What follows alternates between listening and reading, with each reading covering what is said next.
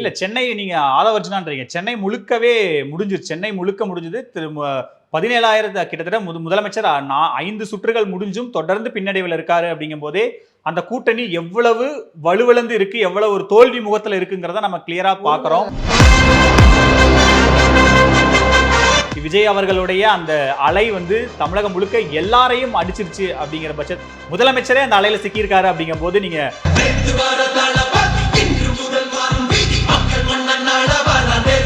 உங்கள் சத்யாவில் full Moon sale காலை 9 மணியிலிருந்து இரவு 12 மணி வரை மே 1 ஒரு நாள் மட்டும். 3 இடங்களை நீங்க கூடுதலா ஜெயிச்சு நீங்களும் திமுகவை காட்டிலும் நீங்க ஒரு 4 கடந்த முறையை விட நல்லா பெர்ஃபார்ம் பண்ணியிருக்கீங்க அப்படிங்கிறது ஒரு ஆறுதலான விஷயம். இன்னொன்று என்னன்னா, உங்க தயவில்லாம ஒருத்தர் ஆட்சியில வர முடியாது அப்படிங்கிறதும் எடப்பாடி பழனிசாமி அவர்களுக்கு மாரல் வெற்றி தான். கண்டிப்பா இது மாரல் வெற்றி மட்டும் இல்ல, அதிமுகவுடைய பொதுச் செயலாளரா அவருடைய இடத்தை ரொம்ப உறுதிப்படுத்திக்கிட்டாரு அப்படின்னு தான் வந்து சொல்லணும். ஏன்னா இப்போ ஒருவேளை இந்த தேர்தலில் அவருக்கு ஒரு பெரிய தோல்வி இருந்தா அந்த தலைமைகள் என்ன ஆகும்? இப்ப திமுகவுக்கு உங்களுக்கு அந்த அளவுக்கு பெரிய அளவு இருக்குமா அப்படின்னு தெரியாது. ஏன்னா அந்த கட்சி இந்த மாதிரியான தோல்விகளுக்கு பழக்கப்பட்ட கட்சி. ஸோ அதனால அவங்க அடுத்தது எப்படி ரீவாம் பண்ணி வரணும், முதலமைச்சர் அடுத்த தலைமுறைக்கான அவங்க ரெடி பண்றாங்க. ஆனால் அதிமுக அப்படி இல்லை. ஸோ அதிமுக ஒரு மிகப்பெரிய இதுல இருந்ததுனால வந்து அவங்களுக்கு ஒரு மிகப்பெரிய சிக்கல் இருந்தது. அந்த இடத்த எடப்பாடி பழனிசாமி ரொம்ப கச்சிதமா தன்னை பொசிஷன் பண்ணிக்கிட்டாரு அப்படின்னு தான் வந்து சொல்ல வேண்டியது இருக்கு. குறிப்பா அதிமுக அந்த அவங்களுடைய ஸ்ட்ராங்கான ஏரியாக்கள் எல்லாத்துலயுமே நல்லாவே பெர்ஃபார்ம் பண்ணியிருக்காங்க அப்படின்னு தான் வந்து இருக்கு. இதுல கண்டிப்பா கோர் ஓட்டை ரிட்டைன் பண்ணியிருக்காங்க. அதிமுக வாக்குகள்ல பெரிய அளவுக்கு சேதாரம் வரல அப்படின்னு தான் இந்த நம்பர்ஸ் பார்க்க தெரியுது. இதுல கணிசமா சேதாரம் வந்திருக்கிறது திமுக கூட்டணியில இருந்து மட்டும்தான். பெரிய அளவுக்கு சேதாரத்தை விஜய் வந்து இந்த விஷயத்துல நானுமே எல்லாருமே ப்ரெடிக்ட் பண்ண மாதிரி திமுக ஒரு 114 சீட்டுக்கு மேல ஒரு ஹங் அசம்பிளில மேபி ஆட்சியை பிடிக்கலாம் தான் எல்லாருமே நினைச்சாங்க. நான் உட்பட நீங்களுமே அதே கூட நினைச்சிருக்க கூடும். ஆனா இந்த விஷயத்துல என்னன்னா சில லாஜிக்ஸ் இருக்கு. அது இந்த விஷயத்துல வந்து அடிபட்டு இருக்கு. என்னன்னா எதிரலை, அதாவது ஆட்சிக்கு எதிரான மனப்பான்மை ஓட்டை தான் விஜய் பிரிப்பாருங்கிறது இல்லைங்க. உங்களுடைய கோர் ஓட்டை எடுத்திருக்கிறாரு, சிறுபான்மையினர் ஓட்டை எடுத்திருக்கிறாரு. இப்போ திண்டுக்கல் தொகுதியில் பார்த்தீங்கன்னா திண்டுக்கல் சீனிவாசன் எப்பவும் ஜெயிக்கிறவர். இந்த முறை அவர் 3rd பிளேஸில் இருக்கிறார். 2வது பிளேஸில் வந்து ஐபி சாமியோட மகன் ஐபி செந்தில்குமார் பழனி தொகுதியோட எம்எல்ஏவாக இருந்தவர். முதலமைச்சர் எப்பெல்லாம் கொடைக்கானலுக்கு போறாரு தேர்தல் முடிச்சுட்டு அவர் தான் அதை கோஆர்டினேட் பண்ணி அந்த ஏரியா மாவட்ட செயலாளராக இருக்கிறவர், சிட்டிங் எம்எல்ஏ பழனி தொகுதியில். அவர் 2வது இடத்துக்கு வந்திருக்கிறார். அவர் இந்த முறை திண்டுக்கல் சீனிவாசனை தோக்கடிப்பார்னு பார்க்கும்போது அவரே தோத்துருக்கிறார். இந்த ட்ரெண்ட் படி பார்க்கும்போது அவரே பின்னாடி என்ன காரணம் அப்படின்னா, திண்டுக்கல் தொகுதியில அவங்க சிறுபான்மையினர் ஓட்டை போட்டாங்க. அப்ப சிறுபான்மையினர் ஓட்டை தாவேகா வேட்பாளர் பெரும்பான்மையை பெற்றிருக்கனாலதான் அவர் அந்த லீட்ல இருக்கிறார். நீங்க சொன்னது போலதான் ஆதவர்ஜுனா வில்லிவாக்கம் தொகுதியில ஒரு களமிறக்கப்பட்ட வேட்பாளர். அவர் எப்படியா தோக்கர் கிடைக்கணுங்கிறதுக்காக தான் மோகனுக்கு சீட்டு கொடுக்காம ஒரு பையனுக்கு வில்லிவாக்கத்துல களமிறக்குனாங்க. அவருக்குமே நல்ல இதுதான் இருந்தது. நம்ம எல்லா இடத்துலயுமே பப்ளிக் ஒப்பீனியனுக்காக போகும்போது சொல்லுவாங்க, ஒரு டோர்னமெண்ட் நடத்தினா கூட அவர் வந்து முதலாளா வந்து நிற்பாருங்க. கார்த்தியை அண்ணா நகர் ரொம்ப மிஸ் பண்ணும் அப்படிங்கிற மாதிரி எல்லாம் சொன்னாங்க. நான் அண்ணா நகர்ல இருக்கிறனால சொல்றேன். பட் அவர்னாலையுமே ஆதவர்ஜனாவை ஒரு இது பண்ண முடியல, சேலஞ்ச் பண்ண முடியல. இல்ல சென்னை நீங்க ஆதவர்ஜனான்றீங்க, சென்னை முழுக்கவே முடிஞ்சிருச்சு. சென்னை முழுக்க முடிஞ்சது. 17,000 கிட்டத்தட்ட முதலமைச்சர் 5 சுற்றுகள் முடிஞ்சும் தொடர்ந்து பின்னடைவில் இருக்காரு அப்படிங்கும் போதே அந்த கூட்டணி எவ்வளவு வலுவிழந்து இருக்கு, எவ்வளவு ஒரு தோல்வி முகத்துல இருக்குங்கிறத நம்ம கிளியரா பாக்குறோம். இந்த விஷயம் தான் எனக்கு என்னன்னா, அவர் 1000 விளக்கு தொகுதியில எப்பவுமே நிற்பாரு. கடந்த காலங்களில் 89 எலெக்ஷன்ல இருந்து பார்த்தோம்னா 2011 வரைக்கும் அந்த தொகுதியில திமுக கம்ஃபர்டபுளா வின் பண்றாங்க. ஜேசிடி பிரபாகரன் ட்ரையல் பண்றாரு. இவர் வந்து எப்பவுமே சொல்லுவாரு, அது என்னோட பிறந்த வீடு, இது ஒரு புகுந்த வீடு. புகுந்த வீடு கை கொடுக்கலையோ, பிறந்த வீடு இன்னொருத்தர் கை கொடுத்துருச்சு.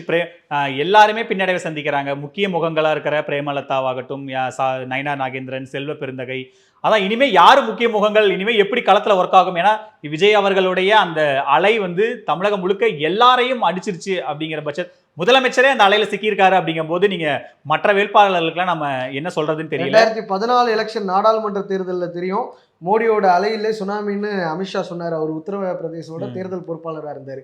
இப்போ 80ல் 72 ஜெயிச்சாங்க. அப்போ பார்த்தீங்கன்னா காங்கிரஸ் மினிஸ்டர்ஸாக யாரெல்லாம் இருந்தாங்களோ எல்லாரும் தோத்து போனாங்க.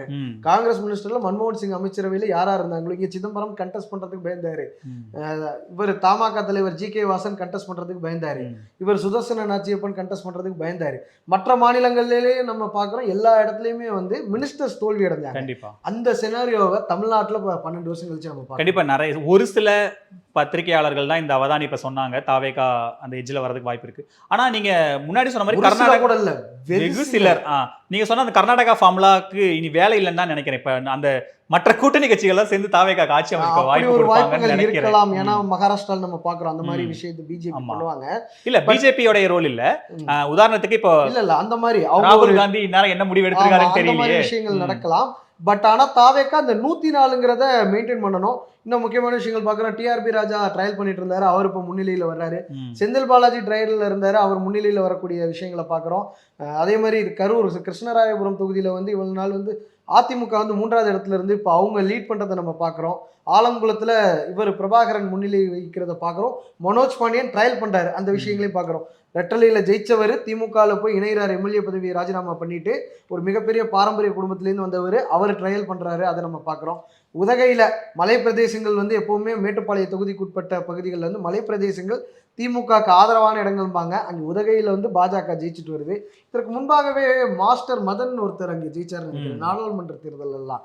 உதகை வந்து அவங்களுக்குமே ஓரளவுக்கு கை கொடுத்துருக்கு அப்படின்னு தான் நம்ம பார்த்துருக்கலாம். குறிப்பா பெண்ணகரம்ல மாம்பழம் ஜெயிக்குது. பெண்ணகரத்துல நம்ம பார்த்துருக்கிறோம் இவர் ஜி.கே. மணி அவர்களுடைய மகன் கண்டெஸ்ட் பண்ணாரு, தமிழ்குமரன் கண்டெஸ்ட் பண்றாரு. அந்த இடத்துல வந்து அது வந்து ஒரு கௌரவ ஃபைட்டா பார்த்தாங்க. கரெக்ட். தருமபுரியில தோத்தாலும் கூட பரவாயில்ல, இந்த பெண்ணகரத்துல நம்ம எப்படியா ஜெயிச்சிருந்து அன்புமணி அவர்களுடைய மகள் எல்லாம் போய் எல்லாரும் மெயினா என்ன சொன்னாங்கன்னா அவங்க லீட் கரெக்ட், அங்க பண்றாங்க. ராமதாஸ் ஒரு ஃபேக்டர் பெரிய அளவுக்கு இருக்கும்னு எல்லாம் கணிச்சாங்க. ஆனா அந்த ஃபேக்டர் அங்க ஒர்க் ஆகல. அங்க வழக்கம் போல அதிமுக பாமகவுடைய காம்பினேஷன் தான் ஒர்க் ஆயிருக்கு.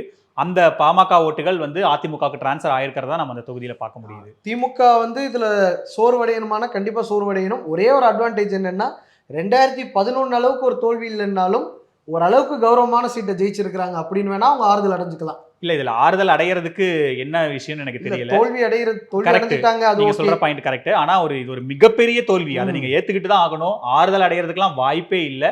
ஒரு புதிய கட்சி தொடங்கி 3 ஆண்டுகள் இருக்கிற கட்சி கிட்ட தன்னோட வாக்கு வங்கிய பெரிய அளவுக்கு வந்து திமுக இழந்திருக்கிறத நம்ம பார்க்கிறோம். நாங்க தேர்தலுக்கு முன்பாக 5000 இன்பதிர்ச்சியா கொடுத்துட்டோம், கூப்பன் கொடுக்க போறோம் அப்படிங்கிற ஒரு விஷயத்த சொன்னாங்க. இப்படிப்பட்ட விஷயத்துல கடந்த 5 ஆண்டு காலமாக எந்த கொம்பனாலும் குறை சொல்ல முடியாத ஆட்சியை நடத்துறோம் அப்படின்னா நீங்க படுத்துட்டு ஜெயிச்சிருந்திருக்கணும். கிட்டத்தட்ட படுத்துட்டு ஜெயிச்சிருந்திருக்கணும். ஆனா நீங்க ஒரு 50 சீட்ல வந்து சுருங்கி இருக்கிறீங்க அப்படிங்கிறது. அவங்க அதுல இருந்து ஆறுதல் அடைகிறது என்னன்னா 2011 மாதிரியோ 91 மாதிரியோ 2001 மாதிரியோ போலன்னு ஆறுதல் அடைஞ்சு. கரெக்ட். இப்ப நம்ம இந்த காம்பினேஷனுக்கு நம்ம முன்னிலை அடைஞ்சிருக்கோம். இப்ப முன்னிலை வந்திருக்காரு. இப்ப நம்ம நெக்ஸ்ட் இந்த காம்பினேஷன்ல பேசுவோம். ஆட்சி ஏன்னா நமக்கு ஓரளவுக்கு ட்ரெண்ட் கிளியர் ஆயிடுச்சு. அருண், இந்த ட்ரெண்ட்ல தான் வரப்போகுது.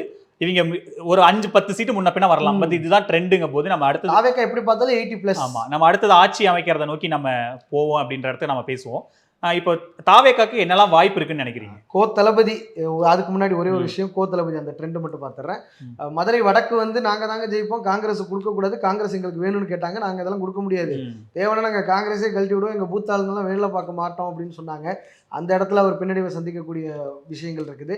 நீங்க கேட்ட மாதிரி தாவேகாக்கு இனி என்னென்ன ஆப்ஷன் இருக்குன்னா, தனிப்பெரும் கட்சியாக ஒருவேளை இந்த ட்ரெண்ட் கண்டினியூ ஆனா இதர கட்சிகள் அதிமுகவில் அவங்க நேரடியாக போறதுக்கு கூட ஒரு சங்கடங்கள் இருக்கலாம். ஏன்னா ஒரு கேபினெட் மினிஸ்ட்ரின்னா 34 பேருக்கு 17 பேருக்கு அவங்களுக்கு கொடுத்துட்டு நம்ம ஆட்களுக்கு என்ன பண்றதுங்கிற ஒரு கேள்வி இருக்கலாம். அதுல இருக்கக்கூடிய இதர கட்சிகளை அவங்க இழுத்து ஒருவேளை மினிஸ்ட்ரியில் நீங்க சொன்ன மாதிரி தான் முன்கூட்டியே ஒரு ஆளுக்கு ஒரு சீட்டுங்கிற ஒரு கட்சிக்கு ஒரு ரெப்ரசன்டேஷன் அப்படிங்கிற ஒரு அடிப்படையில் கொடுத்தாங்கன்னா அது ஒரு வாய்ப்பு. முதல் முறையாக அவங்க வர்றாங்க அப்படிங்கும்போது சில நெருக்கடிகள் அவங்களுக்கு தாவேகாக்கும் சில நெருக்கடிகள் இருக்கலாம். ஏன்னா ஒரு கோயலேஷன் கவர்மெண்ட் நடத்துறது வந்து அவ்வளோ ஈஸியானது கிடையாது அப்படிம்பாங்க. 2006 கலைஞர் அவர்கள் நடத்தினாருன்னா அவருடைய அரசியல் பாரம்பரியம்ங்கிறது வேற. அப்ப மத்தியில வந்து காங்கிரஸ் ஆட்சியில இருந்தாங்க, கலைஞர் அவர்களுடைய ஆதரவு அவங்களுக்கு தேவைப்பட்டது, அந்த மாதிரி ஒரு விஷயங்கள் ஏற்பட்டுச்சு. இந்த டைம் வந்து அது என்னன்னா கோயலேஷன் கவர்மெண்ட்ங்கிறது வந்து என்னைக்குமே ஆபத்தும்பாங்க. பட் விஜய் அவர்கள் அவங்களை எப்படி அகாமடேட் பண்ணி எப்படி சமாளிச்சு எப்படி ஒரு ஒன்றாக இணைந்து, அவர் சொன்னார் இல்லையா, சில பேர்த்த நம்ம அரவணைக்கணும் இல்லையா, சில பேர்த்துக்கு நம்ம பங்கு கொடுக்கணும் இல்லையான்னு, அந்த மாதிரி கரெக்டான ரூட்ல கொண்டு போய் அதை சாத்தியமாக்கி யார் யாரெல்லாம் வரதுக்கு வாய்ப்பு இருக்குன்னு நினைக்கிறீங்க? அதிமுக கூட்டணியில் இருக்க பாமக போவதற்கான வாய்ப்புகள் இருக்கு. ஒரு காலத்துல வந்து ரஜினிகாந்த் அரசியலுக்கு வர்றது வந்து எதிர்த்த கட்சி பாமக, நடிகர்கள் பின்னாடி நாடு போக கூடாதுன்னாங்க. பட் அவங்களுக்கு வேற அதிமுக சொல்ற ஒரு பாயிண்ட் கிளியர் அருண். இப்போ அவங்க பாஜகவை தொட மாட்டாங்க, ஏன்னா நம்ம பாஜக கூட போக கூடாதுன்றதுல உறுதியா பாஜக பெரிய அளவில் ஜெயிக்கவும் இல்ல, 2 இடங்கள் தான் இருக்கு. சோ இப்போ 5 இடங்கள் வச்சிருக்கிற காங்கிரஸ் அவங்களுக்கு ஒரு ஃபர்ஸ்ட் ஆப்ஷன். ஏன்னா ஆரம்பத்துல இருந்தே காங்கிரஸ் அவங்களோட பேச்சுவார்த்தையில் இருந்தாங்க. ஒருவேளை தாவேகா நம்ம இப்போ இந்த சினாரியோ எடுத்துக்கோ, 105 இடங்கள் தாவேகா அப்படின்னா காங்கிரஸ் உடைய 5 இடங்கள் ஆட் ஆகுது அப்படின்னா 110, விசிகாவோட 2 இடங்கள் ஆட் ஆகுதுன்னா 112, கம்யூனிஸ்டுகள், தேமுதிக, மதிமுக, திமுக கூட்டணியில் இருக்கிற கட்சிகள் இந்த பக்கம் நகர்ற பட்சத்துல விஜயால திமுக கூட்டணி கட்சிகள் ஆதரவோட ஆட்சி அமைக்க முடியும்.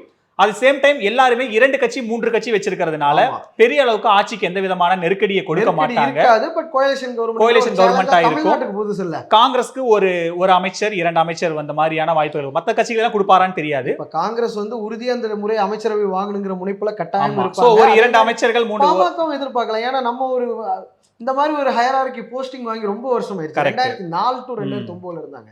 அதுக்கப்புறம் பெரிய வெற்றி அவங்க எந்த எலெக்ஷன்லயுமே பார்க்கல. அப்படிங்கும்போது அவங்களுக்கு இது ஒரு நல்ல வாய்ப்புன்னு பார்ப்பாங்க. கரெக்ட். உங்கள் சத்யாவில் ஃபுல் மூன் சேல் காலை 9 மணியிலிருந்து இரவு 12 மணி வரை மே 1 ஒரு நாள் மட்டும். உங்கள் சத்யா.